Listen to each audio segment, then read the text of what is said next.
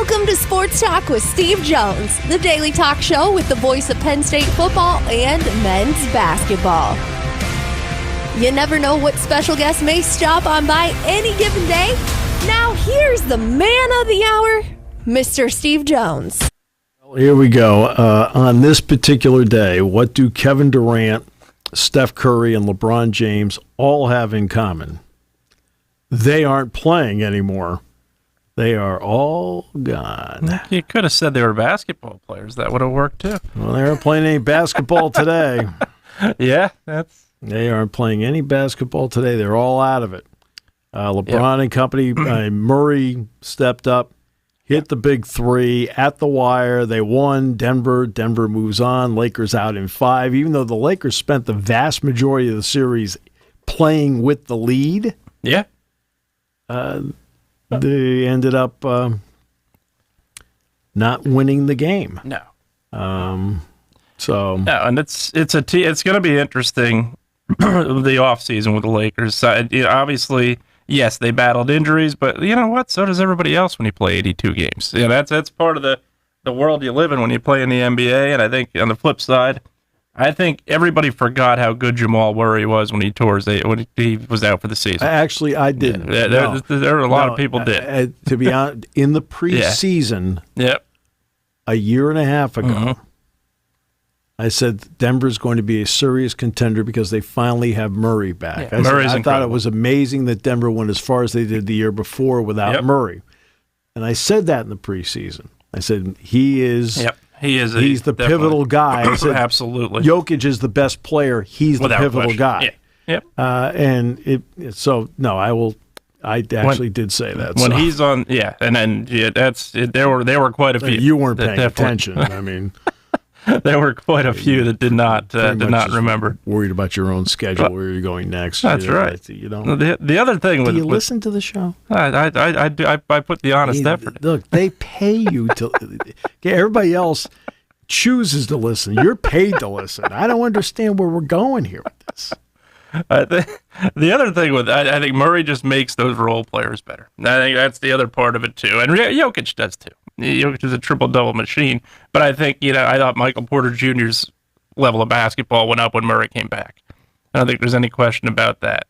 I think you go back to Murray. I think his not Murray, Gordon when he was there. Right, it was a guy that played better. I think when he was Christian Braun, another guy. I give them credit on Braun because they got him out of Kansas. Yeah. I'm like, okay. Yeah. And they scouted him the 1 year he was there. I'm like, okay, how's he going to be? He's been really good. Now, remember this. One of the key parts of being a role players, and Murray's not a role player. He's all-star, he's a star. Yeah. But one of the keys to being a role player, where the playoffs mean something with home court or in hockey, home ice, role players play better at home. They're the ones that are actually influenced by home court, home ice. The stars are not. They play usually well wherever. Absolutely. But the role players, no. So the Lakers have been trying to find the right role players, haven't been able to find it. I know that last night Anthony Davis got banged up, had to leave. But still, you got Anthony Davis, LeBron, same team. They won the one championship that was in the bubble, which you have to sit back. Well, they won, and everybody played under the same circumstances, but they haven't even been remotely close since. Been to the conference finals last year. I thought they overachieved in a big way, and no, they've not been close at all. I think this is. I think the Nuggets at this point are the standard. I think they're the best team in the West right now because of that veteran leadership. Oklahoma City has a lot of young talent, and I think they're going to be good for years to come. I just would give the Nuggets the nod right now over them just because of their experience in that spot. They've been in that moment before. OKC, we'll see. Obviously, first round looked great. Beat a Pelicans team that was a little bagged up too, but we'll see. I still think the Nuggets are a team that's going to defend their championship, and they're going to be a team that's going to be very tough to beat. I don't think there's any question about that. I do put Jokic as the best player in the league at this point. I think it's absolutely, for everything he does for his team, I think, to me, I would put Jokic above anybody. And the other part of it is he's on the floor. The Bucks can't count on Giannis being on the floor, unfortunately. I think that's a big part of it. The Sixers can't count on Embiid being on the floor.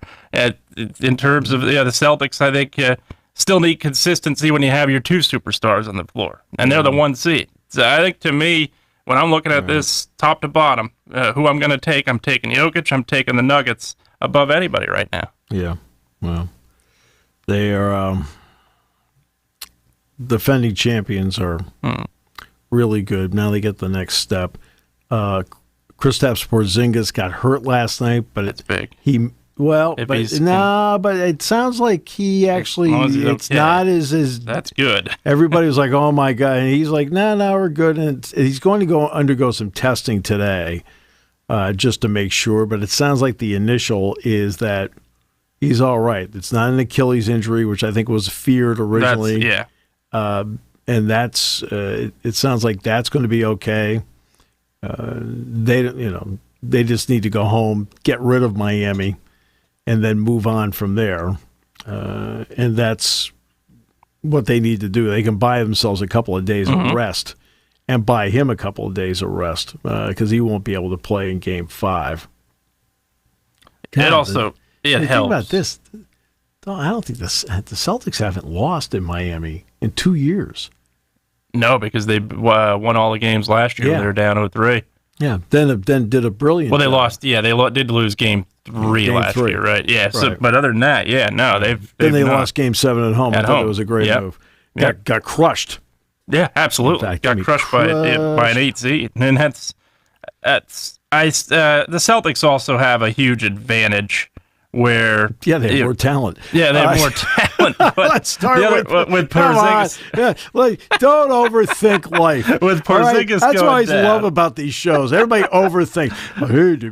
Look, they have more talent. They have more talent. I realize it reduces the amount of time on the show to actually just tell the truth and move on. But we can extend the show out to the full hour by giving you a bunch of BS analysis or whatever. Sometimes it's just that simple. You got more talent. They have the advantage going through the playoffs is my point, because if Porzingis does go down for an extended period, you have Al Horford to back him up, which I think is huge because you have that veteran leadership, where for some reason he just plays better in Boston than he ever played anywhere else.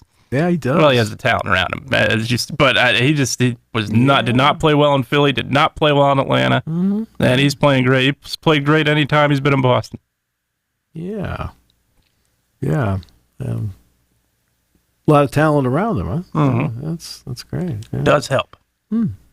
That talent. I'm glad to see you're finally on board with certain elements of the show. That talent could ever come together, and that coach could mature.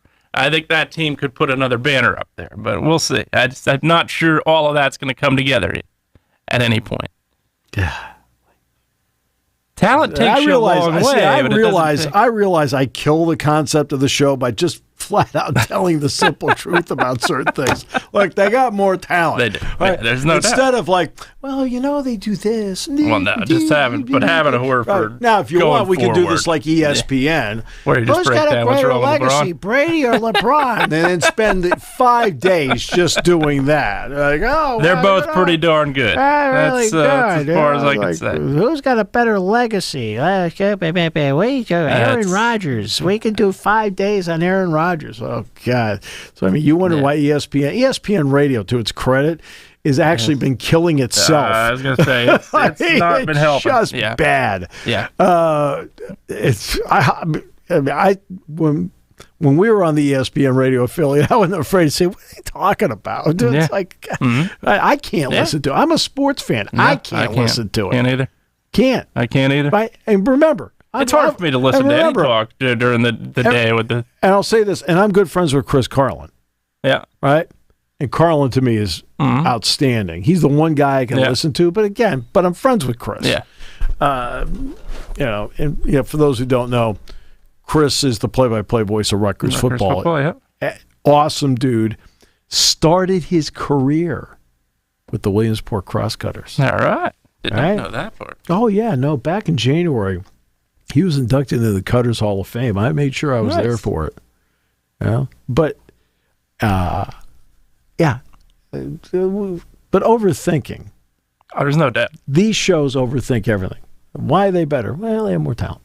Right? Like it's hard to beat a team 3 times in a year. Au contraire, Monfrere, it happens more often than not. It's happening quite a bit. Do you want to know why?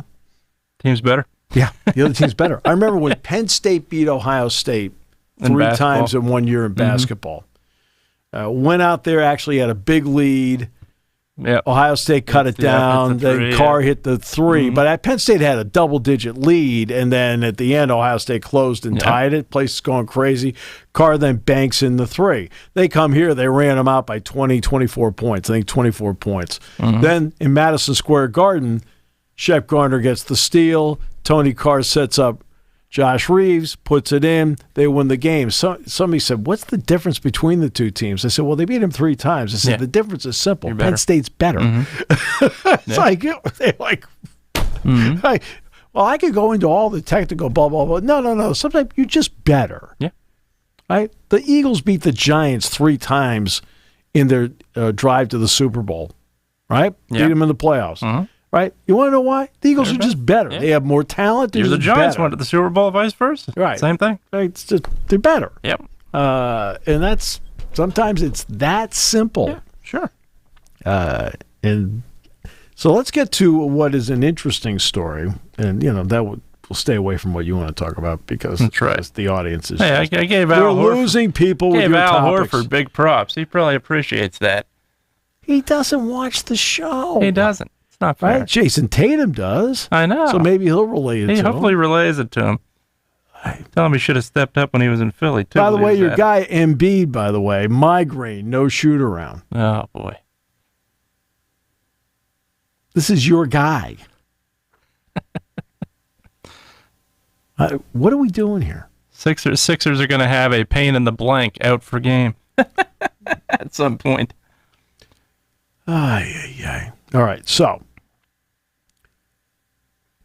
this is something I've talked about for years, other than your assorted problems. Well, yeah. Oh, those have improved and then declined and then improved. So it's a roller coaster. This is how far back this goes. I remember when we had Jim Delaney was on the show several times. Sure. And I said, Jim, it's just easier for me now to refer to it as the Kessler case. I said, I realize that because different names are attached to it, but Jeffrey Kessler, the attorney, is the one constant. Yeah. And he said, he said, I can see why you'd say that. He said, I can't refer to it that way. I said, I know you can't. I said, you have to refer to it by what the legality happens to be. So right now it is House versus the NCAA. Eddie House. All right. And Jeffrey Kessler is the attorney. And this is something I did know about, so this is not something that's out of left field for me to talk about, but I did know about this. But there are deep discussions to try and reach a legal settlement to lay the framework for revenue sharing with athletes. Right? And this has actually been going on for a little while. But after being told about it, I'm like, okay, when it becomes public, we'll talk more about it and then maybe give some background or perspective. House versus the NCAA is arguing that the association is breaking federal law by placing any restrictions on how athletes make money from selling the rights to their name, image, and likeness. Okay. All right. The case is scheduled to go to court January of next year. You, of course, are a prime witness. As always. I'll tell you. It's always fun to sit in the courtroom and watch you think on your feet. You come up with stuff that Dewey Cheatham and that's going to say it's having Dewey Cheatham and Howe is the advantage. It's the law firm that does not lose. Because they'll go to any length. That's right. To win. That's right. Right? Your kind of people. Do whatever it takes to win. That's right. So the bottom line is, if the plaintiffs win a trial, and the NCAA, by the way, for whatever reason, does not have, I'm trying to think they ever won. No. I'm pretty sure they're not. They're the opposite of Emilio Estevez and Mighty Ducks. Oh. He never lost. I don't think they've ever won. say they lose the NCAA. You want to know how much money they could pay in damages? $4 billion. Oof. Thus, leaders across the industry are seeking a settlement.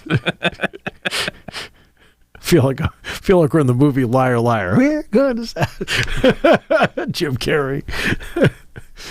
Prenuptial agreement. Sources indicated that a turning point in the discussions, which have been ongoing, came last week in Dallas. The Power Conference commissioners, the general counsels, and NCAA President Charlie Baker, NCAA lawyers, based on their track record in court, what good were they? It's like, I hope they just sat there. And the plaintiffs' attorneys met. Now, the reason they met in Dallas is quite simple. That's where the college football playoff meetings were taking place. So since they already had most of the principals in one place and could extend hotel stays, they decided to do that. Okay. Now, there's no deal that's imminent, but they are at least talking, and it would be a multi-billion-dollar settlement. Here are the variables, and again, Pete Thamel is among those that did this story. Pete Thamel and Dan Murphy from ESPN.com, and Dennis Dodd has also done the story as well. So it would cost billions. It would require the NCAA and conferences to agree to a system for sharing more revenue with some of the players moving forward. Some of the players. Yeah. Okay. Sources indicated the top-end revenue share number per school, once it's determined, would be in the neighborhood of $20 million per year. Although that's yet to be settled. See, this is where athletic directors are getting a little squirrely, about, because they're looking at their budgets. Exactly. I mean, they're looking at their budgets right now. Right?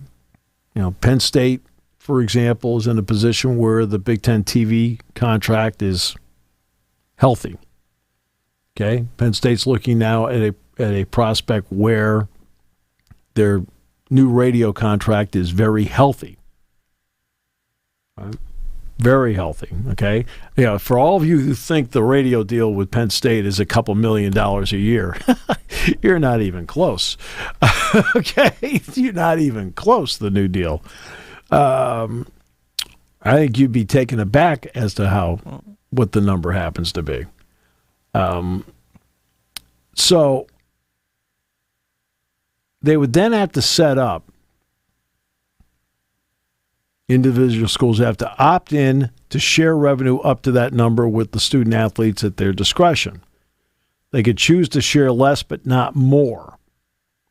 Trev Alberts, who's the new athletic director at Texas A&M, where cash grows on trees. Cash, what they're paying former employees grows on another tree. Right. Said that schools could be adding $15 million to $20 million to their budgets annually for what is termed a new expense category for college athletics. Well, that 15 to 20 is what this settlement's about. Okay, but here's the question that has to be asked right away. Anytime you see something like this, we all know there are only two moneymakers, and please don't go into the fantasy world. Okay? The fantasy world is like, look at how many people watch the women's basketball Final Four. It doesn't matter. They lost money. Lost money, yeah. The women's basketball national championship tournament lost money. I know that's hard for people to believe. It's like when you tell them about, for example, the greatest collegiate program in America, without question, is Penn State wrestling. 11 national titles, individual champions, sell out. But the reality is the revenues don't meet the expenses. Right. Okay. Who cares? It doesn't matter. The reason it doesn't matter is you can make up for it between football with football especially, and of course men's basketball. The NCAA men's basketball tournament made a ton of money. The women's basketball tournament, again, don't go by like, oh, the hype. Please, that's not the economic reality of it. The women's basketball tournament lost money, and not only that, it lost more money than several of the other championships the NCAA conducts combined. I didn't say all of them, but several of them combined. It's just a reality. But here is the two questions.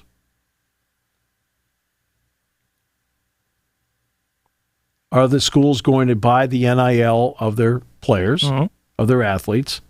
And how is Title IX affected? And how is it impacted?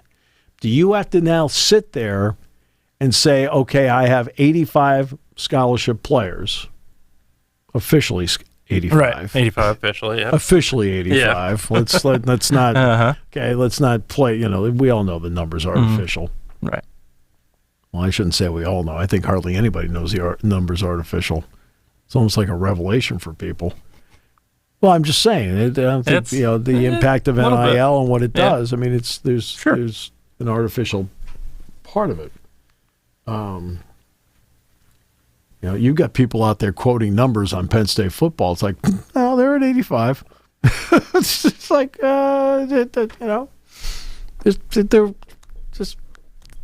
there's a system in place that, we'll go a different day. But do you have to come up with 85 equivalent women's sports athletes that would qualify for this? Because in men's basketball, which would be paid as well. Sure. I mean, when the NCAA men's basketball tournament, $1.1 billion a year. Yeah, there's no doubt it's something close like to that. Yeah, I think it's $1.1 billion a year. See, they make money, right? A lot of it, right? Yeah.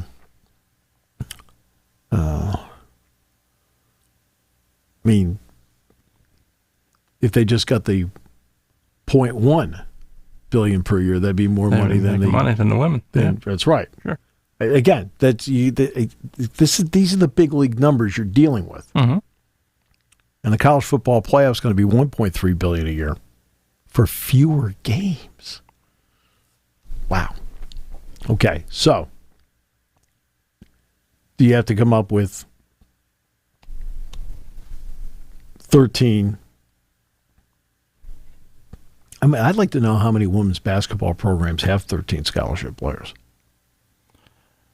Yeah, that's a good question. They're allowed 15. They're allowed 15. Remember, they're allowed 15. They're allowed 15, but remember, they all practice against men. Yep. Okay? So when they're practicing against men. You don't need 15. Right? Now, you can have 15. It's great if you do. That's fine. That's more opportunities. But how are these two going to be impacted? There are 4 active antitrust lawsuits right now against the NCAA.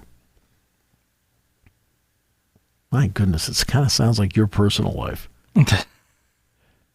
4 active? No, I settled 3. I only got 1 right now. And again, Jeffrey Kessler is the sports labor attorney who has been the lead on this, and he has been the lead on a lot of this stuff.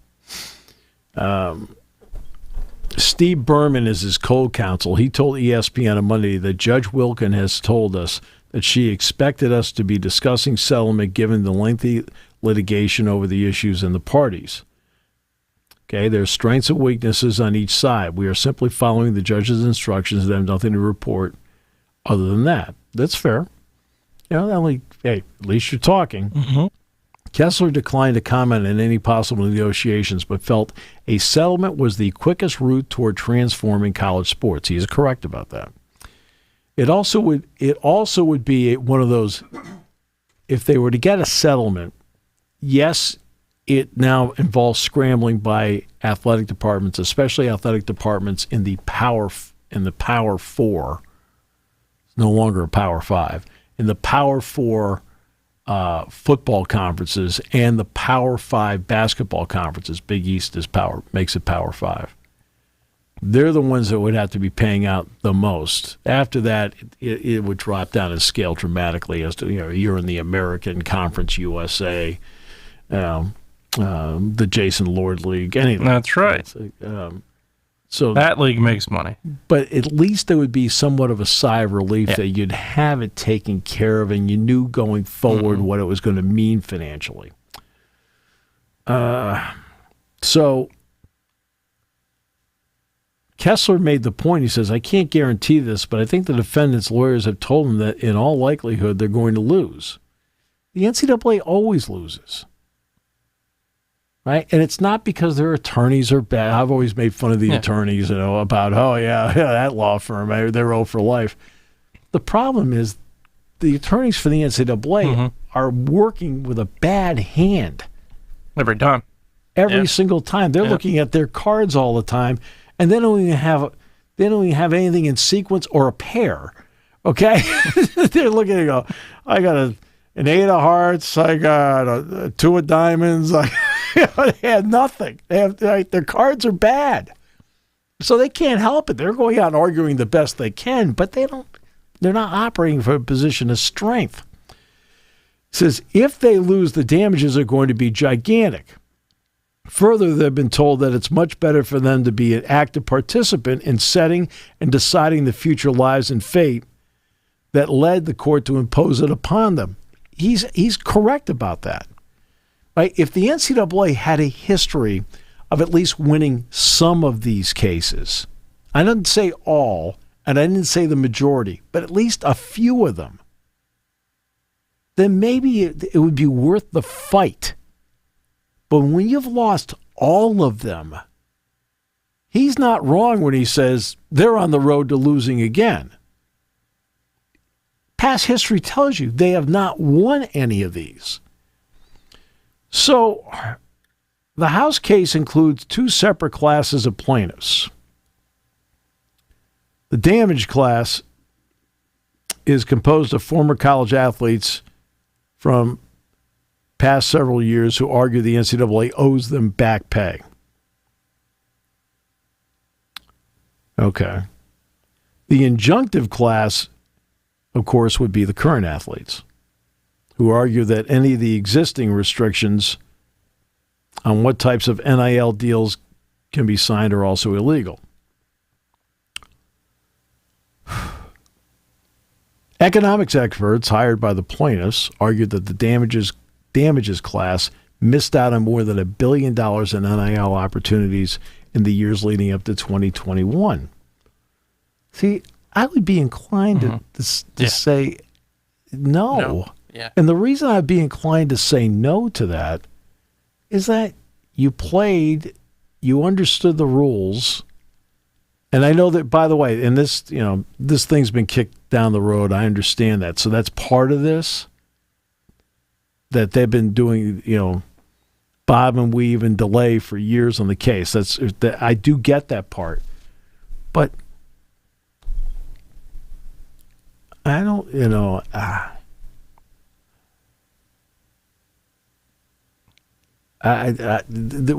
they understood the rules when they were playing. They could have stopped playing. Absolutely. They could have stopped playing. They could have gone on to something else, whatever. But they kept playing, and with the hopes that maybe they could play in Europe if they're a basketball player, or maybe they can play in the G League or the NBA, or maybe you get a chance in the NFL or the UFL or something, right?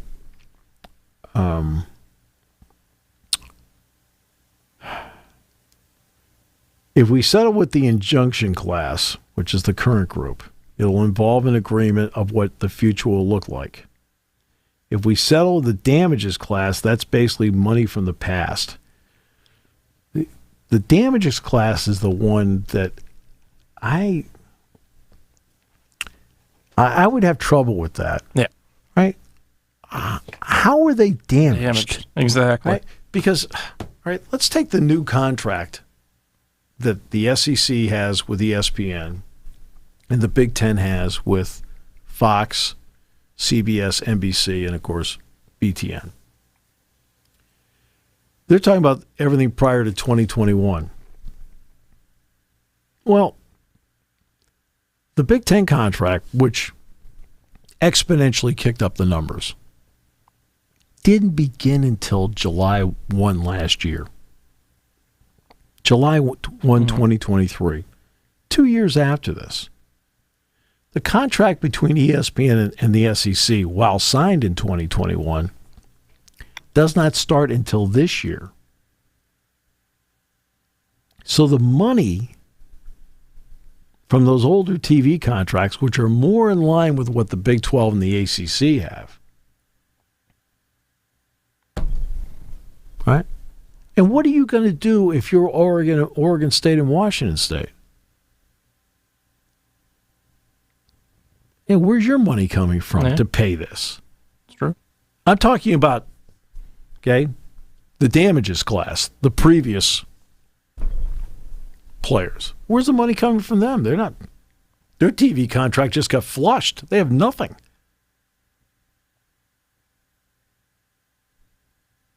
What, that Mountain West deal? Yeah. Like, where's their money coming from? Where's it coming from? Yeah, sure. And remember, the SEC deal, which was very good with CBS, and then, of course, with ESPN. The Big Ten deal, which was with Fox and ESPN previously, were really good deals. But neither one is in the class of today. Yeah. Much bigger. So you've got to look at those deals and say, hey, wait a minute. Right? It was a different ballgame financially for all of us back then. You can't look at what we're getting today and say that's, that should be the guideline for what they should have received years gone by. Right? The old thing, you had your tuitions paid for, you had your books paid for, you had your room paid for, you had your meals paid for, all these long lists of things that you did get. I don't see the retroactive part of this. Right. I don't see, because they knew, they kept playing. Yeah, absolutely. They knew what the rules were at the time. I realize they helped set a foundation for the TV deals that the SEC and the Big Ten have now, and the Big 12 has now. But another pending lawsuit is Carter versus the NCAA. I think you're testifying that one as well, which also was filed by, guess who? Jeffrey Kessler. It says the NCAA should not be able to keep schools from paying players directly for their performance. While the cases do not need to be settled together, it's likely both sides would want to reach an agreement that is substantial enough to keep them from ending up back in court to then go over the Carter case. Totally understand that. That would be smart. Sources indicated to ESPN that the schools would likely want protection from future litigation as part of the settlement in the House case. That's intelligent. No question. You don't want to just keep, like, every time you turn around, hey, we're back in court. Over what? Right? Okay. Revenue sharing deals in professional sports. So it's the NBA, NHL, Major League Baseball, the NFL.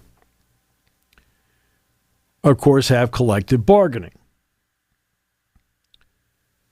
That also might be the route for college sports as schools decide to share more from with the players. There's some precedent. The NFL, for example, settled a case with Reggie White in 1993 that established the rules for free agency and salary caps of the league. One of the lawyers who represented White in that case was Jeffrey Kessler. Who else? That's why when I had Jim Delaney on, I said, I'll refer to all these as the Kessler case. He laughed. He goes, I see what you're talking about. See, all this stuff we've talked about for years on this show. I mean, it's like, if you want, we can do the Brady versus LeBron legacy thing if you want. Or. Now, as we all know... Neither one of them have won championships, so you got to... They're both very high draft picks. One was number 1 overall. The other guy, I think, was number 2.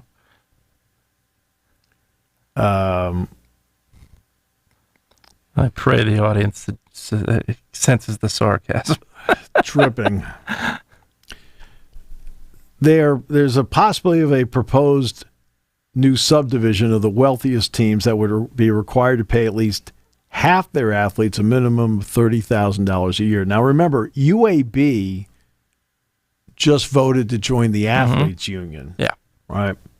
Now, they all say, they're not going to do anything about it. This is not Dartmouth.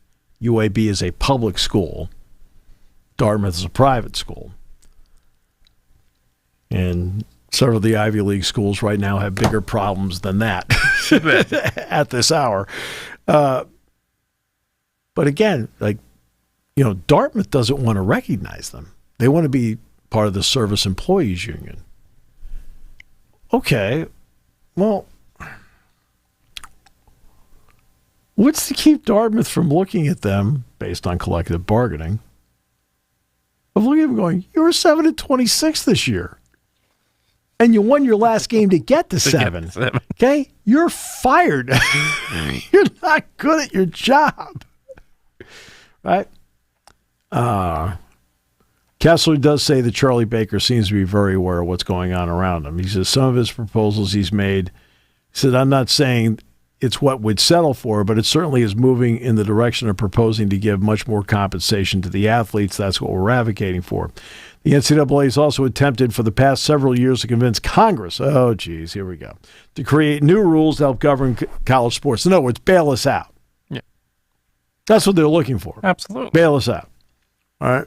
Here, why don't you just sit down and work it out yourself?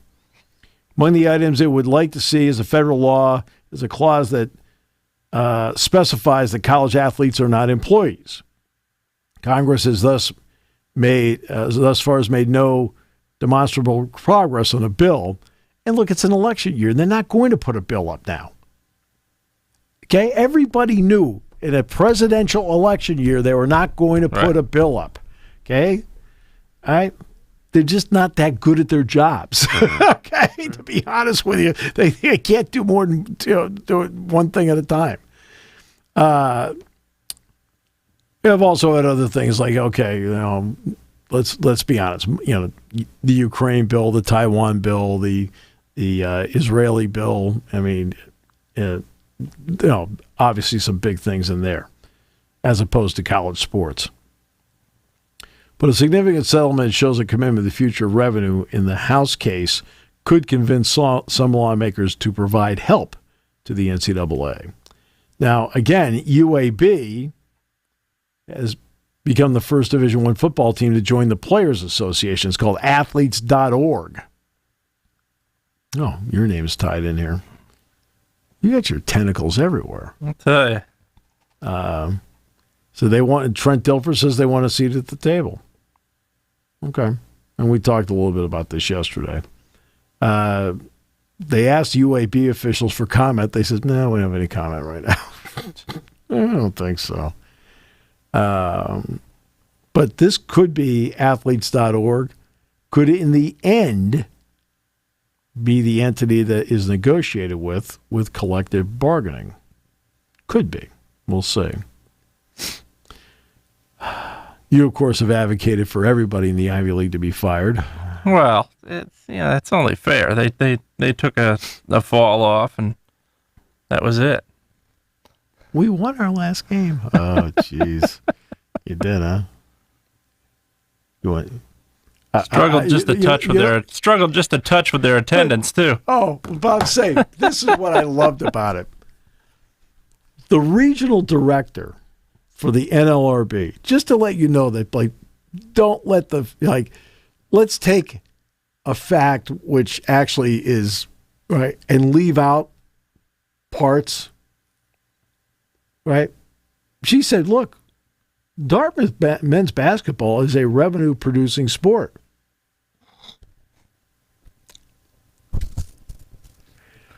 So let's break down that statement for a moment. Oh, boy. Do they produce revenue because they sell tickets?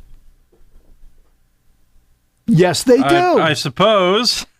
Oh no! I mean, look, no. They produce revenue, but you and I could have gone to Hanover. Yeah, sure. For the final game of the season with Harvard. All right.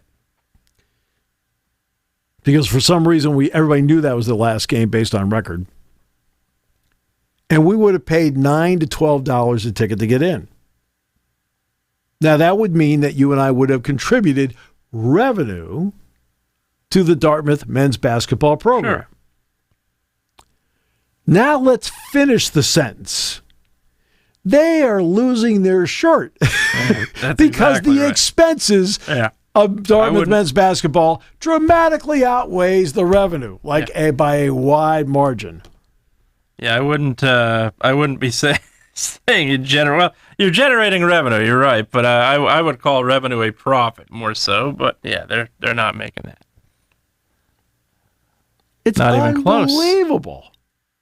I mean, again, we parse too much language in this country to make a point. Just be honest with people and just lay it out. Like we just did.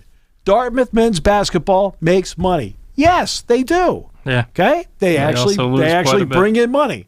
But they spend exponentially more than they make. They're, in the same realm. If you're a business, Dartmouth is going out of the men's basketball business. Okay? I'll never forget Renee Portland saying, one time, yeah, we generate revenue. I'm like going, oh, you've got to be kidding me. Yes, technically you do. Now let's finish the sentence. Can we talk about your expenses for a moment? Nope, don't want to talk about that. Come on. Right? You can't have honest conversations anymore because people just leave out stuff. Leave out the important stuff, too. It's not just stuff. Is it a fact that Dartmouth men's basketball generates revenue? Yeah. Yes. See, they're revenue producing, right? Yeah. Over here in the back, how much money are you spending on it, and how close are the two ledgers? We don't want to talk about that. Of course you don't want to talk about that, because here's the revenue number, and here's the expense number. That's good. That's great. But it's a private institution, so we don't know what those numbers are. They don't have to file with the Department of Education. Or, they file with the Department of Education, but the Department of Education, because they're private institutions, don't put out their information. That's why you don't know what USC's numbers are, what Vanderbilt's numbers are, what Northwestern's numbers are, things like that. Yeah. You can go through, for example, it was 2 years ago. 2 years ago, we did a piece on the show about expenses versus revenue women's basketball Big Ten. We're doing it was threefold. It was football, men's basketball, women's basketball. Mm-hmm. And 2 years ago, women's basketball, based on the reporting numbers, these are all from, Equity and Athletics. Yeah. Okay? Department of Education numbers, women's basketball, among the 13 reporting schools, because Northwestern was not one. Was not one. Right. Was $47.8 billion. That was the loss. Revenue versus expenses. Mm-hmm. That was the loss. It doesn't matter because football makes up for, right? At each school makes up for all. So it doesn't matter. As long as you've got, because, you're an athletic department. You want to make some profit, so you've got a little rainy day pad. Sure. Because if I recall, 4 years ago, it was a monsoon. Okay. Right? But they're not for-profit operations. Right. So that's why this part about the, like 15 to 20 million, like Trev Alberts said, it's a lot of coin for each athletic department, because not every athletic department is awash in cash like that. No. You're going to ask, for example, the University of Pittsburgh to pay out $15 to $20 million as an ACC school when their ACC TV contract is $36 million a year, and their radio contract is whatever. Yep. I mean, it's I mean, they have a decent radio contract, but it's not in the same league as Penn State. No. It's not even in the same realm.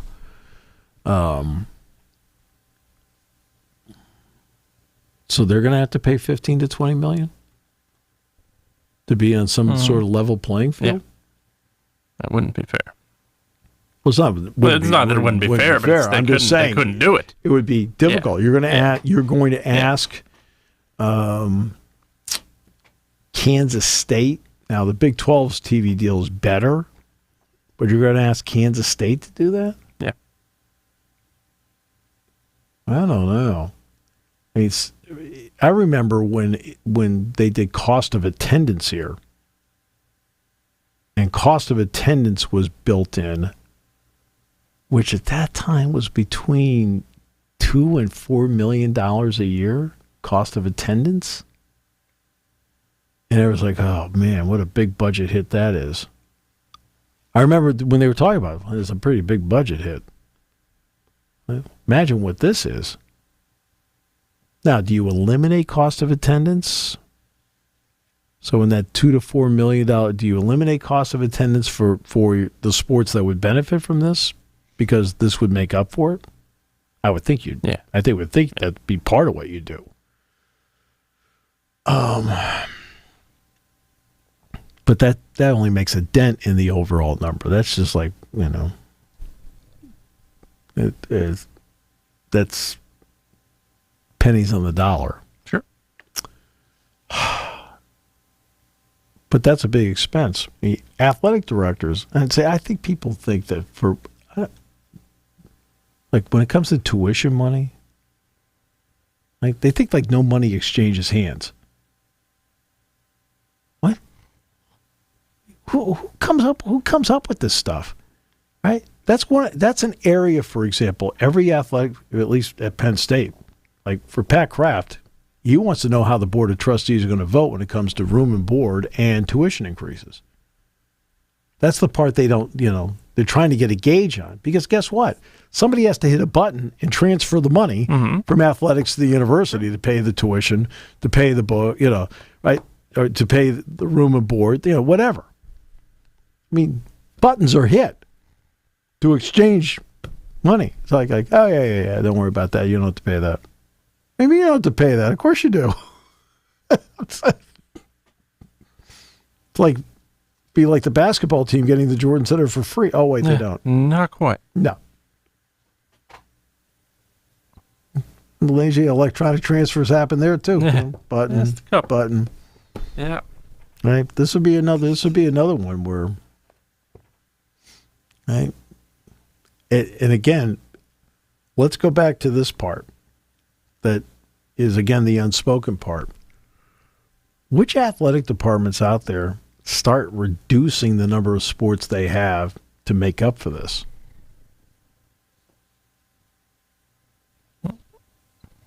Yeah. Not everybody is awash in cash. Nope. No. I will say this. Coming out of the pandemic, I thought you would see a lot of athletic departments downsize because of the losses that were incurred during the pandemic, and they didn't. Or some thought of doing it and didn't. It ended up saving it. Yeah. And Stanford was going to drop wrestling, kept it. UCLA was going to drop. Now, UCLA stayed away from dropping other sports because they then found the lifeboat called the Big Ten. Yeah. Because with the pandemic and their dramatically reduced attendance at the Rose Bowl, they entered into the Big Ten TV agreement already $104 million in debt as an athletic department. This is the lifeboat that gets them back on track. But the bottom line is, can UCLA afford $15 to $20 million a year? I realize they are fully vested in the Big Ten TV contract. But Washington and Oregon are not. They're half. Yeah. Can they afford $15 to $20 million a year? Can the vast majority of ACC schools, from Boston College to Syracuse to Pitt to Virginia Tech, all the way down the coast, to Miami, Georgia Tech, whatever it may be, can they afford $15 to $20 million per year as an athletic department? All right. I don't know. Yeah. It seems on the surface that between fundraising, NIL, TV deals, whatever, it's still going to be hard for those. And it's one thing to look at Trev Alberts and say, "Hey, we're going to make 15 to 20 million more to whatever." He's got the donor base to do it. Yeah. That's why Texas A&M's lack of massive success, like Texas A&M has success, but their lack of massive success is almost stunning based on the amount of money that they can get their hands on. That's what's amazing about Texas A&M. They have success, but based on the revenue streams available to them, you would think they would have much more success. So I don't know. This is going to be hard for some athletic departments. Even if it were, like they're talking about 15 to 20, even if it's 10 million, it's still hard. It's more palatable.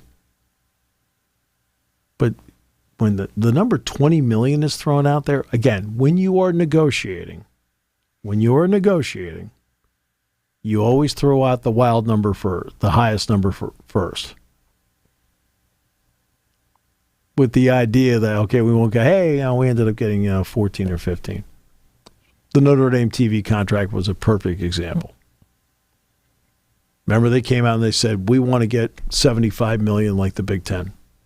And the $75 million is an average over whatever. Right. It's a backloaded contract. That's the other part, too. It's a backloaded contract.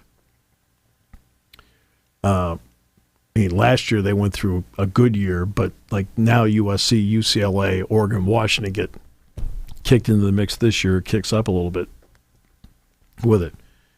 But Notre Dame threw out the $75 million, and we said on the show they're not going to get $75 million. That's a negotiating ploy. You always throw out the number to the media that is your pie in the sky number, right? And I said they'll probably come back and settle between 40 and 50 million. What Notre Dame get on that thing? Notre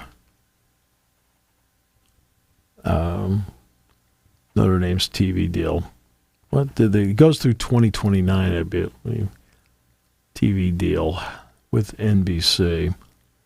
$50 million per year. $50 million per year. And they asked for 75, right?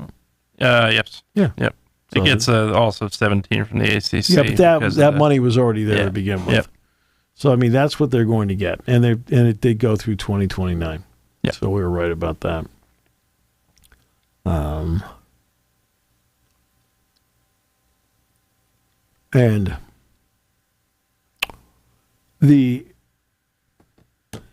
but as an athletic director, I mean, it's somebody like Pat Kraft is sitting there who's better financially positioned than many other athletic directors are. For example, Ward Manuel at Michigan is well positioned. Ross Bjork, who's the incoming athletic director at Ohio State, replacing Gene Smith, they're well positioned. Penn State's well positioned, where they can absorb it better. But there's a long list of schools that can't absorb that number. I agree. Yeah. That are Power 4 football schools, Power 5 basketball schools. You're telling me Villanova? Now Villanova, they don't have to worry about the football component. Yeah.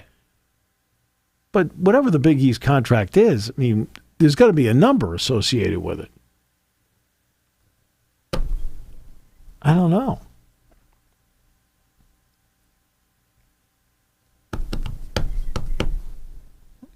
Everyone thinks the money's being stashed in some Swiss bank account, and everybody's going to the Bahamas, twice a month.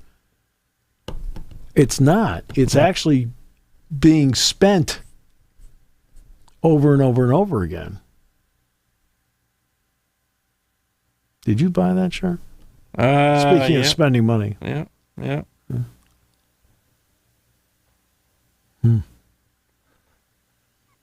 Well, it's better than yesterday's shirt. That's right. That 49ers shirt that you got from the John Brody era. Nah, we were talking Y.A. Tittle era there. Was it Y.A. Tittle, George Myra? Myra, yep. They ran the shotgun. Billy Kilmer. Had Kilmer, yep. Wow. And Kilmer ended up with the Redskins. Yeah. Myra stayed with the 49ers, backed up John Brody, and Y.A. Tittle went to championship game after championship game with the Giants. The Giants.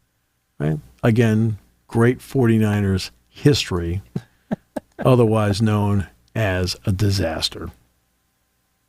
When's the last time you won a Super Bowl? Yeah, 94. Ooh, that's a long time. Yeah. Ooh. So in the last 30 years, your franchise has won as many Super Bowls as the Cleveland Browns. That's right.